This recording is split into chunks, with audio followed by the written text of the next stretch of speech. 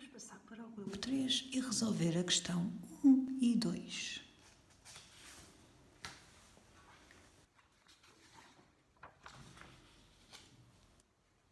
Questão 1. Numa aula laboratorial, os alunos colocaram um calorímetro de 90 gramas de água, na qual mergulharam um fio condutor eletricamente isolado de resistência elétrica R. Para aquecer a água, fizeram passar nesse fio durante 180 segundos uma corrente elétrica I. Tendo determinado o aumento da temperatura ΔT da água nesse intervalo de tempo, repetiram a experiência para diferentes valores de corrente elétrica. Um aluno traçou, a partir dos resultados experimentais obtidos, um gráfico cujo esboço se encontra representado na figura 2. Portanto, temos aqui a variação de temperatura que a água sofreu em função de uma certa variável. Nesse esboço, então, a variável x pode representar a resistência ao quadrado, a corrente elétrica ou a corrente elétrica ao quadrado. Portanto, os alunos dizem que repetiram a experiência para diferentes valores de corrente elétrica, portanto, cá para mim vamos escolher a corrente ou a corrente elétrica ao quadrado. Mas vamos lá ver. Podemos observar pelo gráfico que a variação de temperatura em função desta variável x, a variação de temperatura e a variável x têm uma relação de proporcionalidade direta, pois o gráfico é uma reta, é uma linha. Portanto, e nós podemos dizer então que a variação da temperatura vai ter que ser igual a uma constante qualquer vezes a variável x, porque é uma relação de proporcionalidade direta. Ora, então o que é que nós conhecemos? Nós sabemos que a água vai absorver energia, vai absorver uma certa potência que vai ser perdida pelo fio condutor. E nós sabemos que a potência perdida dissipada pelo fio condutor é dada pela resistência do fio vezes a corrente elétrica ao quadrado. Portanto, esta é uma potência dissipada por efeito Joule, que aparece aqui no formulário do exame, e é dada pela resistência do fio vezes a corrente ao quadrado. Se não houver trocas de calor entre o interior do calorímetro e o exterior, nós sabemos que a potência dissipada pelo fio tem que ser igual à potência recebida pela água. E nós sabemos que a potência recebida pela água pode ser dada por... Ora, nós sabemos que a energia recebida pela água é dada pela massa da água vezes a capacidade térmica máxima da água vezes a variação de temperatura. E também sabemos que a potência é igual à energia a dividir pelo intervalo de tempo. Portanto, a energia é igual à potência vezes o intervalo de tempo. Potência recebida vezes o intervalo de tempo, que é igual aqui a esta energia recebida, isto é igual a isto, é portanto igual à massa da água vezes a capacidade térmica máxima vezes a variação de temperatura. Ora, portanto, a potência recebida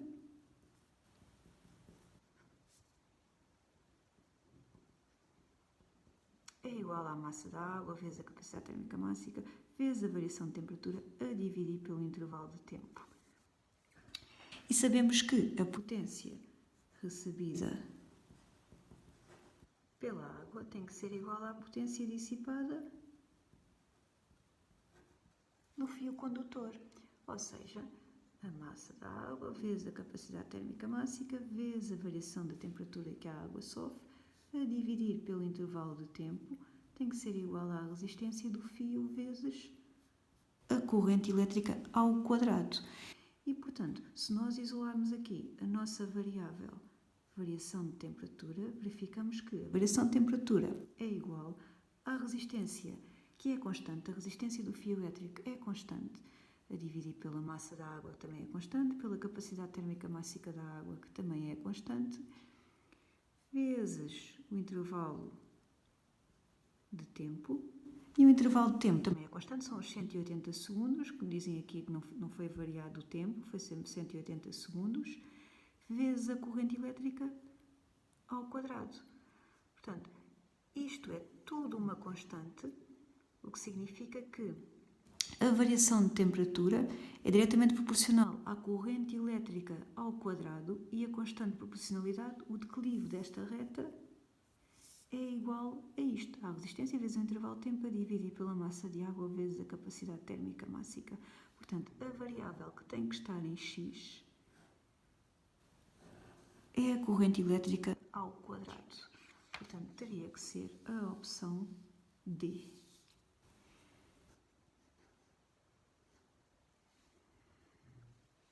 Vamos passar para 1.2. 1.2. Um outro aluno traçou, a partir dos resultados experimentais obtidos, o gráfico do aumento da temperatura ΔT da água em função da potência dissipada P no fio condutor. Determine o declive da reta do gráfico, considerando que toda a potência dissipada no fio é utilizada no aquecimento da água. Mostre como chegou ao valor solicitado. Ora, então, este aluno traçou um gráfico de a variação da temperatura da água, sofrida pela água, em função da potência dissipada no fio condutor. E no enunciado do problema, a potência dissipada é igual a P. Vou utilizar P dissipada, gosto mais, em vez de ser só P. Obteve a reta de ajuste, obteve o declive desta reta de ajuste, e o que nós queremos saber é então qual é o valor do declive desta reta de ajuste. Nós sabemos que o declive de uma reta é igual à variável y, que é a variação de temperatura, a dividir pela variável em x, ou seja, pela potência dissipada. E nós sabemos que toda a potência que é dissipada no fio condutor é igual à potência recebida pela água. Então vamos obter novamente uma expressão para a potência recebida pela água, porque nós sabemos que a potência recebida pela água é igual à potência dissipada no fio. Então nós sabemos que a energia recebida pela água é dada pela expressão massa da água vezes a capacidade térmica máxima da água vezes a variação da temperatura. Esta fórmula está no formulário do exame. Aparece... Ora, onde é que está aqui a fórmula? Aparece aqui. Portanto, isto é uma fórmula que também está no formulário do exame. E também sabemos que uma potência é sempre igual à energia a dividir pelo intervalo de tempo.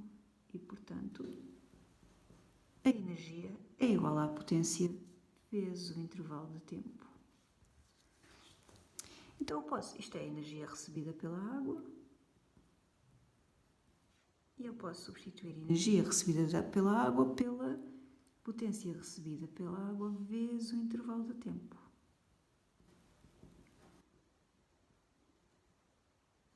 Intervalo de tempo é T minúsculo, intervalo de tempo e variação de temperatura. É igual a massa da água vezes a capacidade térmica máxima da água vezes a variação de temperatura.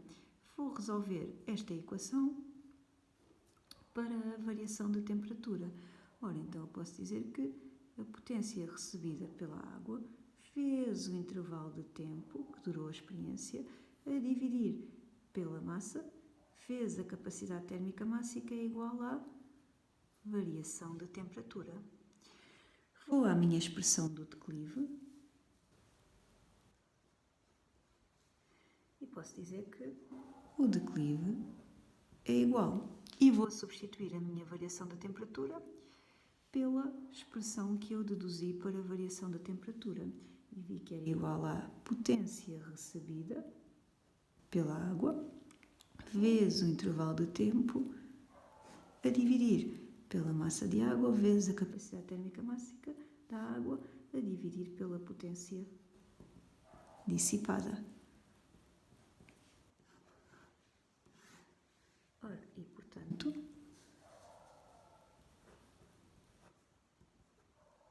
isto é igual a potência recebida pela água vezes o intervalo de tempo a dividir pela massa da água vezes a capacidade térmica máxima vezes a potência dissipada no fio condutor.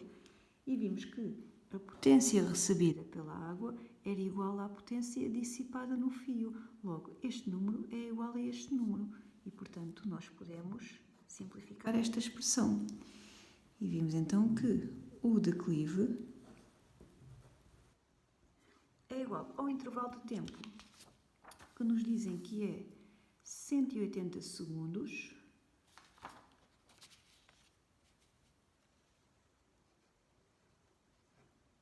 a dividir pela massa de água, que nos dizem que é 90 gramas,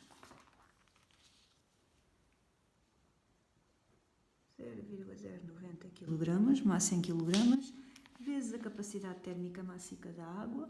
Nós íamos ver a nossa tabela de constantes do formulário e víamos que era igual a, da água líquida, e víamos que era igual a 4,18 vezes 10 elevado a 3 joules por quilograma por grau Celsius. Ou seja, 4,18 vezes 10 elevado a 3. E, portanto, podemos calcular o nosso declive, porque agora já conhecemos todas estas variáveis. 180 dividir por e dá 0,48 graus Celsius, nossa temperatura, por watt. E, portanto, tínhamos aqui o valor do declive desta reta. Vamos passar para a questão 2.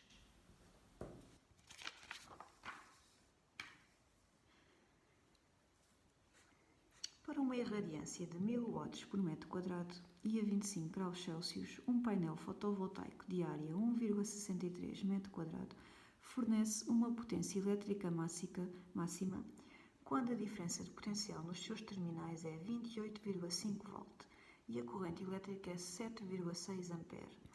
Determina o rendimento máximo do painel nas condições consideradas.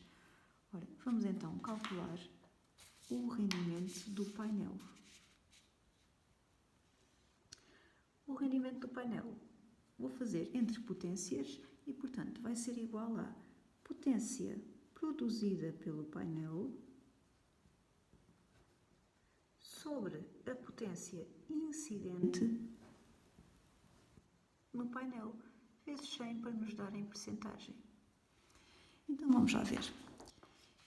Diz no enunciado que a potência produzida pelo painel, a potência elétrica máxima, é produzida quando a diferença de potencial é de 28,5 volts e a corrente elétrica é 7,6 ampere. E nós sabemos que a potência é igual à diferença de potencial vezes a corrente elétrica. E, portanto, a potência produzida pelo painel vai ser igual a 28,5 vezes 7,6. Vai ser igual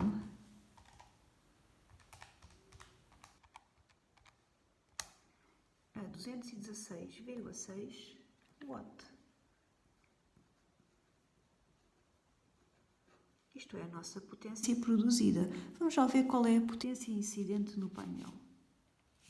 Dizem-nos que a irradiância local a esta temperatura é 1000 watt por metro quadrado e a área do painel é 1,63 metros quadrados, o que significa que, como a irradiância é 1000 watts por metro quadrado, nós sabemos que num metro quadrado de painel incide uma potência de 1000 watts.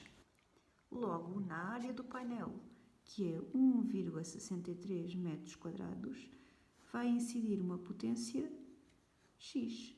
E, portanto, x é igual a 1000 vezes 1,63, ou seja, dá 1630 watts. E isto seria a nossa potência incidente. E, portanto, o nosso rendimento seria 216,6 a dividir por 1630 watt vezes 100, que dá